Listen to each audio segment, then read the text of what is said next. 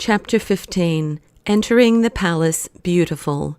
So he made haste and went on in the hope that he could rest there a while.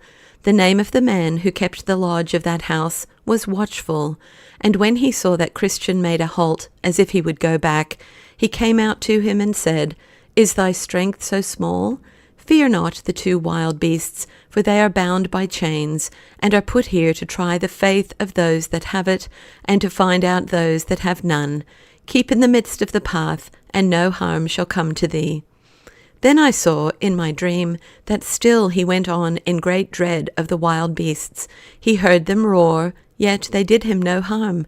But when he had gone by them, he went on with joy, till he came and stood in front of the lodge where Watchful dwelt. Christian: "Sir, what house is this? May I rest here tonight?" Watchful: "This house was built by the Lord of the Hill to give aid to those who climb up it for the good cause. Tell me, whence come you?" Christian: "I am come from the town of destruction, and am on my way to Mount Zion. But the day is far spent, and I would, with your leave, pass the night here." Watchful: "What is your name?" Christian: "My name is now Christian, but at first it was Graceless." Watchful: "How is it you came so late? The sun is set." Christian then told him why it was. Watchful: "Well, I will call one that lives here, who, if she like your talk, will let you come in, for these are the rules of the house."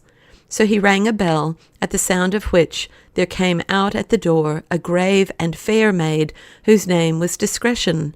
When Watchful told her why Christian had come there, she said, "What is your name?" "It is Christian," said he, "and I much wish to rest here tonight, and the more so, for I see this place was built by the Lord of the Hill to screen those from harm who come to it."